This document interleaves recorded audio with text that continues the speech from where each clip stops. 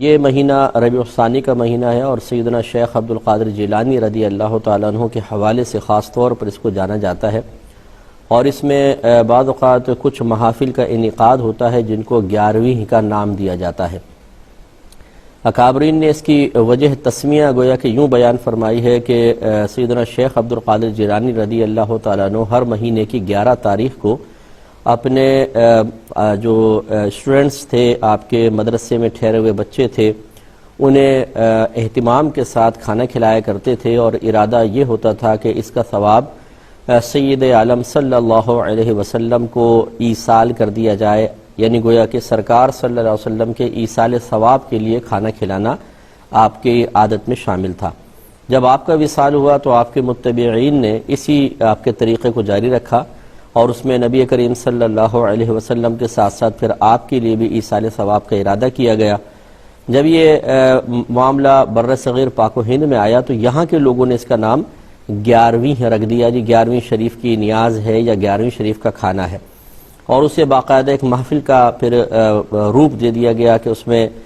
سیدنا شیخ عبد القادر جیلانی رضی اللہ تعالی عنہ کی نظم اور نثر میں منقبتیں اور فضائل ذکر کیے جاتے ہیں۔ اس کے بعد کھانا وغیرہ کھلا دیا جاتا ہے اور اس کو کہہ دیتے ہیں یہ 11ویں شریف کی محفل ہے۔ تو گویا کہ 11ویں جو ہے یہ 11ویں شریف کا کھانا جو کھلایا جاتا ہے یہ ایصال ثواب کی ایک صورت ہے، ایصال ثواب کے قصد و ارادے سے اس کا انعقاد کیا جاتا ہے۔ اب سوال یہ پیدا ہوتا ہے کہ اس کو کہتے کیا، اس کی شرعی حیثیت کیا ہے، اور اس کو شرعی اس کا نام کیا رکھا جائے؟ تو اس کو ادباً نظر بھی کہتے ہیں، نیاز بھی کہتے ہیں۔ اس کو یوں سمجھ لیجئے کہ اگر کسی آپ دنیاوی بڑے شخص کی بارگاہ میں کوئی تحفہ پیش کرتے ہیں تو اس کو ادباً کہتے ہیں جی نظر پیش کر دی، نیاز پیش کر دی، چونکہ اس کھانا کھلانے سے مقصود ان بزرگ کو ثواب پہنچانا ہوتا ہے، گویا کہ ثواب ان کی خدمت میں پیش کرنا ہوتا ہے، اس لیے اسے بھی نظر اور نیاز کا نام دے دیا جاتا ہے۔ اس کی شرعی حیثیت اگر اچھی نیت کے ساتھ ہو اور تمام قیودات شرعیہ کا لحاظ رکھا جائے، اس میں کوئی خرافات شامل نہ ہوں، تو مستحب کی ہے کہ اس میں ثواب حاصل ہوگا، کرنے والے کو انشاءاللہ اس کی نیت کے مطابق اللہ تبارک و تعالی نیکی عطا فرمائے گا، اور مطلب اس کا کرنا کوئی فرضیہ واجب نہیں ہے، لیکن کریں گے تو ثواب حاصل ہوگا اچھی نیت کے ساتھ۔ اب یہ سوال پیدا ہوتا ہے کہ یہ نیاز جو ہے ہوتی ہے یہ شرعاً اس کا کھانا کیسا ہے؟ تو اس میں کچھ مطلب ڈاؤٹس پیدا ہو جاتے ہیں یا وسوسے پیدا ہوتے ہیں کہ یہ ایک کھانا ہے اور اس کھانے پر غیر اللہ کا نام لے لیا جاتا ہے، جس سے کہا گیا جی غوث پاک کی نیاز، اور جس چیز پر غیر اللہ کا نام لے لیا جائے اس کا کھانا شرعاً جائز نہیں ہوتا ہے۔ اور اس پہ بطور دلیل سورہ بقرہ کی آیت نمبر 173 بعض اوقات ذکر کی جاتی ہے۔ اللہ تعالیٰ نے فرمایا کہ انما حرم علیکم المیتۃ والدم ولحم الخنزیر وما اہل بہ لغیر اللہ۔ اللہ تعالیٰ فرماتا ہے کہ محض حرام کیا گیا، یہ حرام کیا اللہ تبارک و تعالیٰ نے تم پر مردار کو، خون کو، خنزیر کے گوشت کو، وما اور وہ جو اہل بہ پکارا گیا ہو، آواز بلند کی گئی ہو اس کے ساتھ، لغیر اللہ اللہ کے غیر کے لیے۔ تو یہاں ماں سے مراد جو ہے وہ بعض حضرات یہ کہتے ہیں کہ اس سے ہر چیز مراد ہے، چنانچہ اس سے کھانا بھی مراد ہے، ہر وہ کھانا جس پر غیر اللہ کا نام پکار لیا گیا ہو اللہ تعالیٰ نے فرمایا وہ کھانا حرام ہے۔ تو پہلے تو میں آپ کو اس کا صحیح جو مفہوم ہے وہ عرض کر دیتا ہوں کہ یہ آیت اس طرح کھانوں کے لیے استعمال کرنا اور نیاز کے لیے استعمال کر کے اس کو حرام قرار دینے کی کوشش کرنا، یہ ایک بہت بڑی علمی خیانت ہے، ایسا نہیں ہونا چاہیے، اور اگر کوئی اس خیانت سے باز نہ آئے تو وہ خود اعتراض سے بچ نہیں سکتا ہے۔ یہاں جو ہمارے اکابرین ہیں وہ فرماتے ہیں کہ یہاں ماں سے مراد وما اہل بہ لغیر اللہ، اور وہ جو جس پر اللہ کے غیر کو پکارا گیا ہو، اس کے نام کو بلند آواز سے ذکر کیا گیا ہو، یہاں ماں سے مراد عموم نہیں ہے، بلکہ وہ جانور ہے جس پر بوقت ذبح غیر اللہ کا نام لیا گیا ہو۔ اس آیت کے نزول کا پس منظر یہ ہے کہ کفار اپنے بتوں کے نام پر جانوروں کو ذبح کرتے تھے، اور طریقہ کار یہ تھا کہ وہ لٹا کر پھر اپنے بت کا نام لیتے تھے، لات کے نام پر، عزا کے نام پر، منات کے نام پر اس کو کاٹ دیا کرتے تھے۔ اس ذبیحہ کو اللہ نے منع فرمایا کہ جس ذبیحہ پر بوقت ذبح غیر اللہ کا نام پکارا گیا ہو وہ تمہارے لیے کھانا جائز نہیں ہے۔ اس کی تائید کن کن دیکھیں تفاسیر سے ہو رہی ہے، وہ میں ذکر کر دیتا ہوں، اور پھر جو اس کو نیاز کے لیے استعمال کرتا ہے وہ بھی وہ تفاسیر کو ایسی پیش کرے کہ جس سے ثابت ہو کہ نیاز کو منع کرنے کے لیے اللہ تبارک و تعالی نے اس آیت کریمہ کو نازل کیا۔ جلالین ایک بڑی مشہور تفسیر ہے اور ہر مکتب فکر تقریباً اپنے دارالعلوم میں پڑھاتا ہے۔ اس میں علامہ جلال الدین سیوطی اس آیت کا مفہوم بیان کرتے ہیں کہ ماں سے مراد کیا ہے، فرماتے ہیں اے ذبیحہ علی اسم غیرہ، یعنی اس سے مراد وہ جانور ہے جسے اللہ تبارک و تعالیٰ کے غیر کے نام پر ذبح کیا گیا ہو۔ والاحلال رفع الصوت، احلال کا مطلب ہوتا ہے آواز کو بلند کرنا۔ وَكَانُوا يَرْفَعُونَهُ عِنْدَ الذِّبْحِ لِآلِهَتِهِمْ عِنْدَ الذَّبْحِ لِآلِهَتِهِمْ، اور یہ فرماتے ہیں کہ وہ جو کفار تھے سرکار کے دور میں وہ ذبح کے وقت اپنے خداؤں کے نام کو بلند آواز سے ذکر کیا کرتے تھے۔ تفسیر بیداوی بڑی مشہور تفسیر ہے اور یہ بھی مختلف مکاتب فکر میں پڑھائی جاتی ہے۔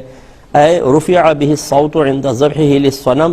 یعنی بلند کیا جاتا ہے اس کے ساتھ، یعنی وہ جانور مراد ہے کہ بلند کیا جاتا ہے اس کے ساتھ آواز کو اس کے ذبح کے وقت بتوں کے لیے، یعنی بتوں کے لیے اسے ذبح کرنے کے وقت جو آواز کو بلند کیا جاتا ہے وہ یہاں مراد ہے۔ تفسیر کبیر بڑی مشہور ہے، اسے بھی ہر مکتب فکر ایکسیپٹ کرتا ہے، فرماتے والذابح محل، ذابح ذبح کرنے والا یہ بلند آواز کرنے والا ہے۔ لأن العرب كانوا يسمعون الاوثان عند الذبح، کیونکہ عرب لوگ اپنے بتوں کو ذبح کے وقت اپنی آواز سنایا کرتے تھے۔ ويرفعون اصواتهم بذكرها، اور وہ اپنی آوازوں کو ان بتوں کے ذکر کے وقت بلند کیا کرتے تھے۔ تفسیر ابن کثیر اس کو بھی بہت مشہور تفسیر ہے، یہ فرماتے ہیں وَهُوَ مَا ذُبِحَ عَلَى غَيْرِ اسْمِهِ تَعَالَى مِنَ الْأَنصَابِ وَالْأَنْدَادِ، اور وہ اس سے مراد وہ جانور ہے کہ جسے اللہ تبارک و تعالیٰ کے غیر کے نام پر ذبح کیا گیا ہو، بتوں کے لیے یا شرکاء کے لیے۔ اور تفسیر خازن میں ہے کہ یعنی وَمَا ذُبِحَ لِلْأَصْنَامِ وَالطَّوَاغِيتِ، یعنی اس سے مراد وہ جانور ہے جسے بتوں اور شیاطین کے لیے ذبح کیا گیا ہو۔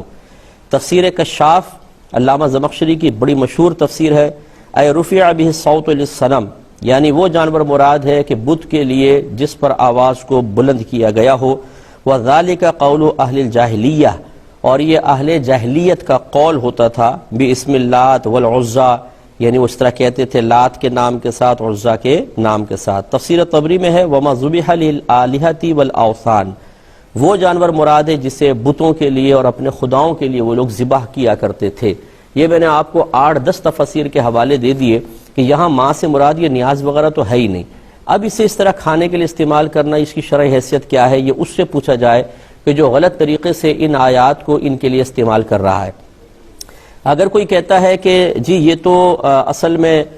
مفسرین نے لکھ دیا نا کہ ماں سے مراد ذبیحہ ہے، مات کا مطلب ہوتا ہے تو جو، اور جو سے مراد پھر ہر شے ہے جس پہ غیر اللہ کا نام لیا جائے وہ حرام ہو جاتی ہے، اس کا جواب میں دیتا ہوں۔ تو اب اگر کوئی کہے کہ جی یہ مفسرین کو ہم رد کرتے ہیں، بالکل بڑے بڑے اکابرین جو سن 3 ہجری سن 4 ہجری کے ہیں انہیں سمجھ میں نہیں آئی، یہ 15ویں صدی ہجری کے اندر سمجھ میں آنا شروع ہوا کہ یہاں ماں سے مراد ذبیحہ نہیں ہے بلکہ اور چیزیں ہیں۔ چلے اگر آپ کی یہ بھی آپ کی تعویل قبول کر لی جائے کہ ماں سے مراد ہر وہ شے ہے جس پہ غیر اللہ کا نام پکارا گیا ہو، تو میں آپ سے پوچھتا ہوں اگر آپ قربانی کا جانور لے کر آئیں اور کوئی پوچھے یہ کس کا جانور ہے، اب بتائیں اس پہ اللہ کا نام لیں گے یا غیر اللہ کا؟ اگر آپ کہتے ہیں کہ جی میرا جانور ہے، چودھری اکرم صاحب کا جانور ہے، تو آپ نے اس پر غیر اللہ کا نام پکار دیا، جانور حرام ہوگا۔ اگر آپ کہیں کہ نہیں یہ تو صرف ایک شناخت کے لیے بیان کیا گیا، اصل میں تو جانور اللہ کے لیے ہی ذبح کریں گے، تو پھر اس کھانے کے اندر کیا پرابلم ہے؟ اس کھانے میں جو نیاز کھلائی جاتی ہے، اس میں یاد رکھیں مسلمانوں کا بنیادی نظریہ اور عقیدہ یہی ہوتا ہے، ان کی سوچ اور فکر یہ ہوتی ہے کہ کھانا صرف اللہ کے لیے ہوگا، اللہ تعالیٰ کی بارگاہ سے ہی ثواب ملے گا، اللہ تعالیٰ کا ہی قرب حاصل کرنا مقصود ہے، صرف ثواب فلاں بزرگ کو پہنچائیں گے، یہ ارادہ ہوتا ہے کہ اس کا ثواب فلاں بزرگ، ورنہ کھانا اللہ کے لیے ہوتا ہے، اس پہ ثواب کا ترتب بھی اللہ کی طرف سے ہوگا، اللہ تعالیٰ کا ہی قرب حاصل کرنا مقصود ہو اور پھر اس کا ثواب فقط بزرگان دین کو پہنچا دیا جائے تو اس میں کیا حرج ہے؟ اور شناخت کے لیے بس یہ کہہ دیتے ہیں یہ نیاز کس کی ہے؟ غوث پاک کی نیاز ہے، امام جعفر صادق کی نیاز ہے، یہ خواجہ صاحب کی نیاز ہے، تو یہ صرف شناخت کے لیے ہے، یہ نہیں ہے کہ اس نیاز کو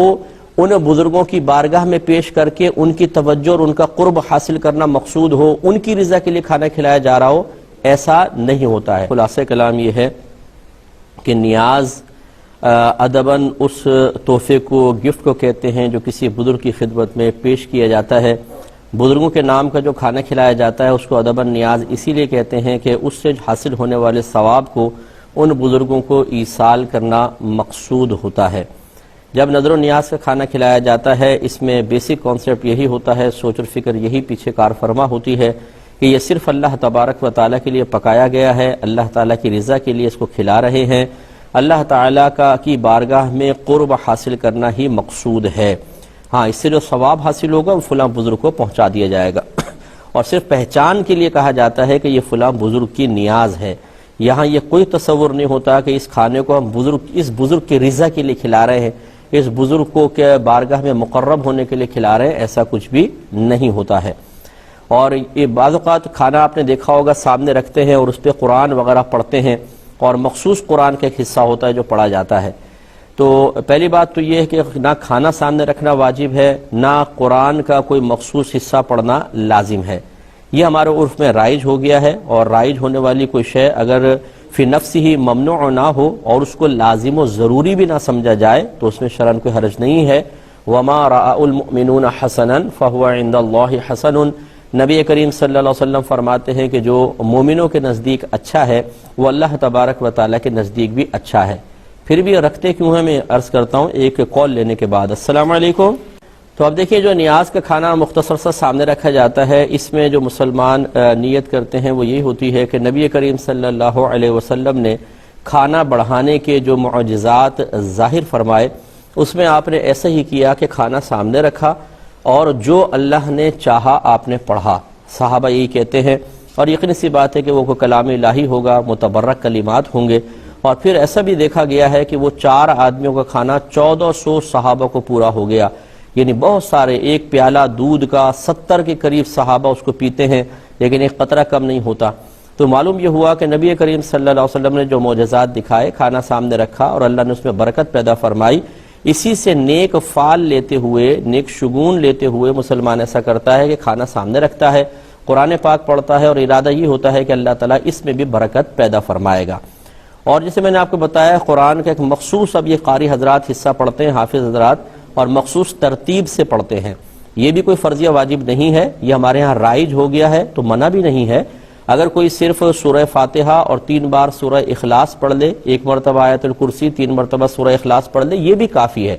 لیکن اگر کوئی مروجہ، یہ جو ختم جس کو ہم کہہ دیتے ہیں یا نیاز کے اوپر پڑھ رہے ہوتے ہیں، اس میں بھی شرعاً کوئی حرج نہیں ہے، اگر اس کو، وہی بات ہے کہ فرض اور واجب نہ سمجھا جائے، اپنے پاس سے اس کو لازم و ضروری نہ ٹھہرا لیا جائے، تو پھر کوئی حرج نہیں ہوتا ہے۔ امید ہے کہ نیاز سے متعلق تھوڑی سی باتیں آپ کو سمجھ میں آئی ہوں گی۔